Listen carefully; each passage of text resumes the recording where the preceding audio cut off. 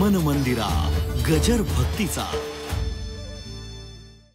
आज या ठिकाणी कैलासवासी हेमीबाई आप्पा राठोड या आईंना आपल्यातून जाऊन आज या ठिकाणी 1 वर्ष पूर्ण झालेलं आहे आणि त्यांच्या प्रथम पुण्यस्मरणाच्या निमित्ताने आज या ठिकाणी जो काही कीर्तनाचा कार्यक्रम आयोजित केला, आईंच्या पश्चात त्यांचे 2 मुलं आणि 5 मुली, आमचे आदरणीय साहेबराव आप्पा राठोड आणि त्यांच्या सौभाग्यवती सुमनबाई साहेबराव राठोड या दोनही दाम्पत्याच्या वतीनं म्हणजे आपल्या आईच्या पुण्यस्मरणाच्या निमित्ताने आमच्या साहेबराव दादांनी एवढा मोठा हा कीर्तनाचा कार्यक्रम आयोजित केला।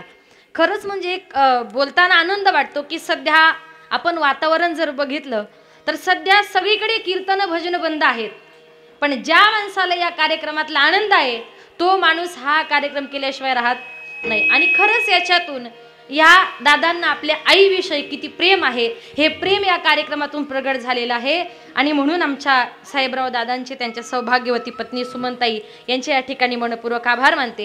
त्यानंतर आजची जी काही कीर्तनरूपी सेवा आदरणीय हरिभक्त पारायण शिवशाहीर विनंत सम्राट रामेश्वर महाराज मगर यांच्या विनंतीला मान देऊन यांच्या संपूर्ण नियोजनाने ही सेवा हे पुष्प गुंफण्याकरता माझ्याकडे आलं आणि खरंच मी महाराजांना म्हटलं की तुम्ही महाराज आहे, तुम्हाला सांगण्याची गरज नाही, गायक वादक टाळकरी सिस्टीम 1 नंबर ठेवा महाराज, सगळंच 1 नंबर ठेवल्याबद्दल तुमचे खूप खूप धन्यवाद। म्हणजे निश्चितच एक चांगल्या प्रकारचे नियोजन त्यांनी केलं। त्याच्यानंतर हा कार्यक्रम करण्याकरता आमच्या आदरणीय भागीनाथ भाऊ राठोड यांचा देखील खूप मोठा याच्यामध्ये वाटा आहे, त्यांचे देखील या ठिकाणी मनपूर्वक आभार मानते।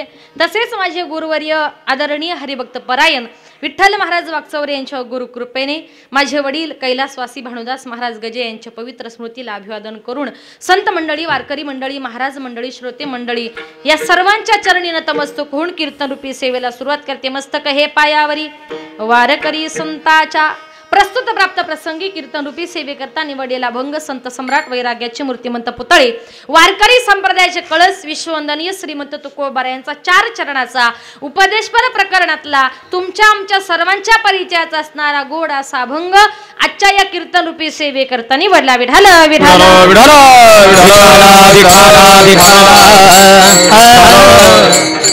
आलिया भोगासी असावे सादर देवावरी भार घालोनिया।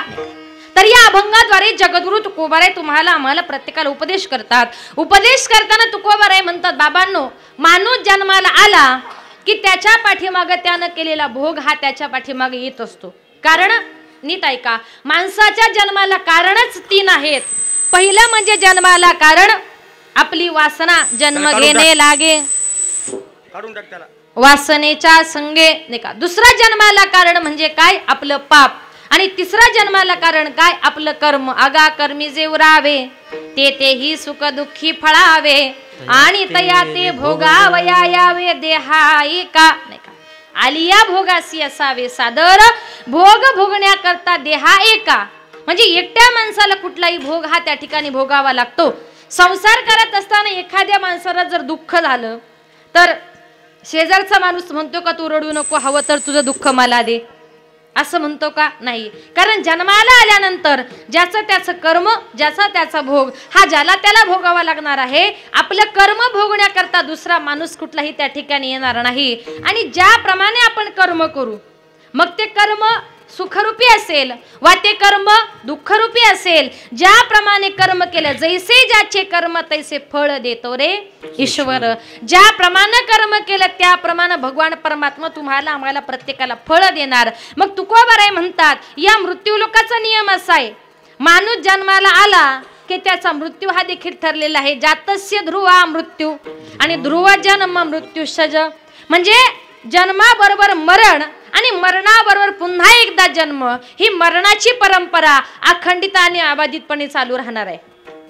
ज्ञानोबाराय म्हणतात, तो काळ एखाद्या तरुणावर काय, एखाद्या बालकावर काय, परंतु ज्याने कधीही जग पाहिले अशा मातेच्या उदरामध्ये असणाऱ्या एखाद्या कवळ्या बालकावर देखील झडप घालतो।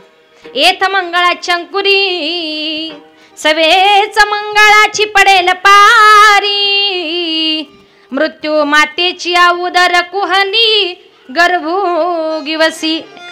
एखाद्या मातेच्या उदरामध्ये असणारं बाळ का ज्या बाळाचा जगाशी काही संबंध नाही, ज्याला काही पाप पुण्य कळत नाही, अशा मातेच्या उदरामध्ये असणाऱ्या एखाद्या कवळ्या बालकावर देखील तो काळ झडप घालतो. म्हणून मरणाचा निश्चित नियम नाही. पण तुम्ही आम्ही मरणाला फार घाबरतो. मरणाची आठवण काढली तरी माणसाला दुःख वाटतं. बसल्या बसल्या बोलता बोलता दोघांचं भांडण झालं. एक जण म्हटलं अरे जा तू तिकडेच मर. दुसरा म्हटला काय रे तुम्हाला मर म्हणतो, मी काय तुझ्या बापाच्या घरी खातो म्हणता ना.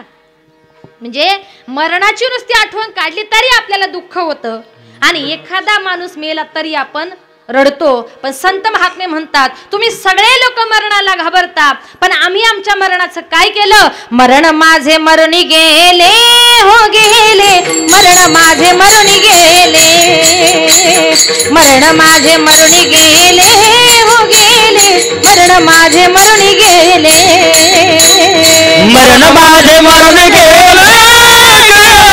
मरण माझे मरून गेले. संत महात्मे म्हणतात मरण माझे मरुनी गेले, मज केले अमर नाही का. आपुले मरण पाहिले म्या डोळा, तो हा सुख सोळा अनुपम्य. संत महात्मे म्हणतात आम्ही आमचं मरण आमच्या डोळ्यांनी पाहिलं, तो आनंदाचा सुखाचा सोहळा मी काय वर्णन करू. संत महात्म्यांनी दुःखी मरणाचं रूपांतर सुखामध्ये केलं. पण या उलट तुम्ही आम्ही प्रत्येक मनुष्य मरणाला किती घाबरतो. एका गावात एक मनुष्य त्याने विचार केला, म्हटला बाबा किती संसार केला किती प्रपंच केला, हातामध्ये काय पैसा टिकत नाही, त्यापेक्षा म्हटला जातो आणि एखाद्या ठिकाणी जीवच देतो. बरं जीवही असा द्यायचा एका फटक्यात माणसाचा जीव गेला पाहिजे. त्याच्या लक्षात आलं की अरे आपल्या गावाजवळून ट्रेन जाते, ट्रेन आली तिच्या खाली जीव दिला की म्हटला माणसाचा जीव जाणार. म्हणून तो मनुष्य संसाराला फार कंटाळला. रागाच्या भरामध्ये सकाळी सकाळी उठला, रागाने ट्रेन खाली जीव द्यायला चालला. आता ट्रेन खाली जीव द्यायला चालला पण बरोबर जेवणाचा डब्बा घेऊन गेला. चालला कुठे जीव द्यायला, बरोबर जेवणाचा डब्बा घेऊन गेला आणि रुळाच्या मध्ये जाऊन बसला. एक जण म्हटला अरे बाबा असा रुळाच्या मध्ये का बसलास, ट्रेन आली अंगावर गेली तर मरशील ना. म्हटला अरे बाबा मी मरायला चालू. तो म्हटला का रे तू मरायला आला आणि मग जवळ जेवणाचा डब्बा कशाला. तो म्हटला साहेब चुकून जर ट्रेन लेट झाली तर परत जेवायला. आलाय कुठे मरायला. तो मरायला आला पण पोटाची चिंता करतो. इतकं आपण आपल्या देहावर आपल्या जीवावर प्रेम करतो. पण उलट संत महात्मे काय म्हणतात, आपुले मरण पाहिले म्या डोळा, तो हा सुख सोळा अनुपम्य. हा संत आणि माणसातला फरक आहे. म्हणून तुकोबारायांनी सांगितले जन्माला आले ना मरण मात्र तुम्हाला चुकवता येणार नाही. मरण हे देवादिकांना चुकलं नाही, तुमच्या आमच्या सारख्या सामान्य माणसाचं काय. 9 भी मर गई 10 भी मर गई 88 33 कोटी देवता मर गई, पड़े काल की फांसी हमका अजब तड़ाखा बे, तू क्या जाने लड़का बे. 33 कोटी देवता मर गए, रामकृष्ण ही आले गेले. इतना ही वूरो आले अवतार, इतना ही वूरो आले अवतार, इतना ही वूरो आले अवतार, इतना ही वूरो आले अवतार. रत्न जीवा किती रत्न पामरणी वगे, इतना ही वूरो आले अवतार, इतना ही वूरो आले अवतार, इतना ही वूरो आले अवतार, इतना ही वूरो आले अवतार, आले अवतार. येथे नाही उरो आले अवतार, इरते पामर जीव किती. अनेक अवतारी पुरुष आले, त्यांना देखील आपलं अवतार कार्य संपवावं लागलं आणि या मृत्यू लोकातून जावं लागलं. म्हणून तुकोबाराय म्हणतात आलिया भोगासी असावे सादर. भोग आणि कर्म नावाची गोष्ट देवादिकांना चुकली नाही, त्या ठिकाणी तुमच्या आमच्या सारख्या सामान्य माणसाचं काही कर्म देता झाले, प्रयत्न करता काही न चाले. 4 पुत्र दशरथा मृत्यू समयी एकही न होता. दशरथ राजाची देवासारखी 4 मुलं, राम लक्ष्मण भरत शत्रुघ्न. पण मरते समयी बापाला पाणी पाजायला एकही मुलगा शिल्लक राहिला नव्हता. दशरथ राजाचं कर्म, त्याचं कर्म कुठलं तर एक दिवस दशरथ राजा जंगलामध्ये शिकार करण्याकरता गेला होता. दुपारचा टाइम झाला, पोटामध्ये अन्न पाण्याचं कणही नाही, एकही शिकार हातामध्ये भेटत नाही. दशरथ राजा कंटाळला. त्याने विचार केला की समोर पाण्याचा तलाव आहे, त्या तळ्यावर दुपारच्या टायमाला कुणीतरी प्राणी पाणी पिण्याकरता येणार आणि त्या पाण्याचा आवाज झाला का त्या दिशेने आपण बाण मारायचा. म्हणून दशरथ राजा अतिशय घनदाट जंगलामध्ये धनुष्यावर बाण लावून बसलेला असताना त्याच टायमाला श्रावण बाळ आपल्या आंधळ्या आई बापाला घेऊन काशी यात्रेला चालला होता. उन्हाळ्याचे दिवस होते. आई बापाची कावड एका झाडाखाली ठेवली. आई बापाने सांगितलं, बाळा अरे फार तहान लागली, जंगलातून कुठून तरी पिण्याकरता पाणी घेऊन ये. म्हणून श्रावण बाळाने आपल्या आई बापाची कावड खाली ठेवली, कमंडलू हातामध्ये घेतला आणि तो पाणी आणण्याकरता त्या ठिकाणी त्या तळ्यावर गेला. लांबूनच त्यानं आपला कमंडलू पाण्यामध्ये बुडवला. शास्त्र असं सांगतं, कुठल्याही पाहुण्या माणसाला पाणी देताना आपल्या बोटाचं जे काही नख आहे त्या नखाचा स्पर्श पाण्याला होता कामा नाही. कारण आपल्या नखामध्ये जेवढं विष असतं तेवढं कशातच नसतं. आपण म्हणतो पाण्यासारखं पुण्य नाही, आणि एखाद्या आलेल्या पाहुण्याला पटकन जर काही बायकांना बरंच असं बोट सगळं बोट बुडून पाणी देतात, घ्या पाणी, पण पाप लागतं. काय म्हणतो आपण, पाण्यासारखं पुण्य नाही. बोट बुडून जर पाणी दिलं समोरच्या पाहुण्याला पाणी नाही, विष पाजल्याचं पाप लागतं.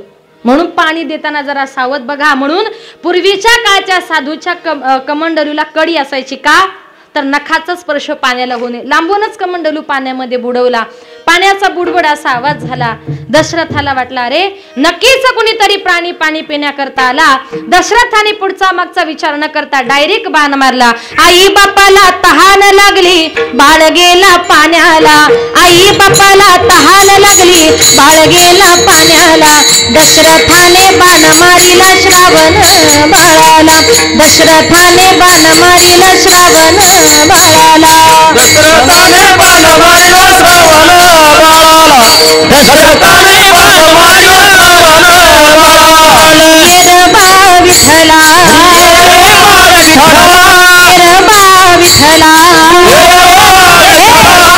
येरबा विठला, तू येरबा विठला.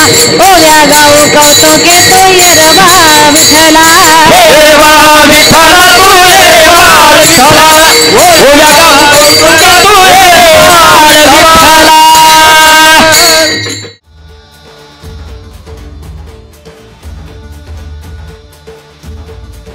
मन मंदिरा गजर भक्तीचा.